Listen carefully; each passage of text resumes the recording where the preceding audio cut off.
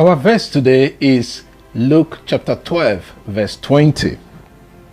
But God said to him, "Fool, this night your soul is required of you, and the things you have prepared, whose will they be?" Who is a fool according to the Bible? Why does Jesus call the rich young man fool? The Hebrew Bible uses different words for the fool. They include evil or naval. Evil means foolish, fool, or simpleton. You can read Jeremiah chapter 4 verse 22, Isaiah 19 verse 11, and Proverbs chapter 10 verse 10. In the same way, naval means foolish, senseless, a godless person, a fool. Read Deuteronomy chapter 32 verse 6, 2 Samuel chapter 2 verse 33, and Psalm 14 verse 1.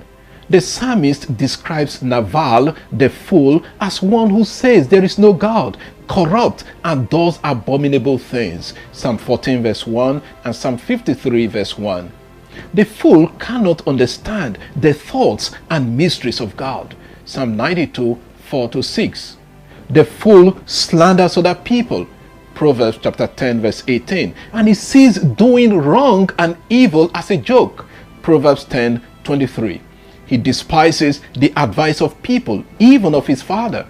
Proverbs 15 verse 5.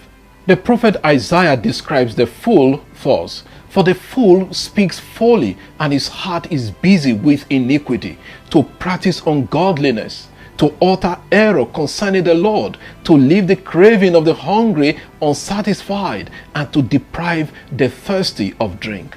Isaiah 32 verse 6. The fool is often contrasted with the wise. While the fool thinks he is right, always right, the wise person listens to other people's advice. Proverbs 12 verse 15. The wise person acts with knowledge, but the fool displays folly. Proverbs 13 verse 16. While the wise person is courteous and turns away from evil, the fool is reckless and careless. Proverbs 14 verse 16. While the wise has his eyes in his head, the fool walks in darkness. Ecclesiastes 2 verse 4. While the words of the wise win him a favor, the lips of the fool consume him. Ecclesiastes 10 verse 12. Finally, while the wise set his face on wisdom, the fool sets his eyes on the ends of the earth. Proverbs 17 verse 24. In other words, the fool thinks only of gathering everything for himself. Therefore, the end of the fool is ruin. Proverbs 10 verse 10 and 14.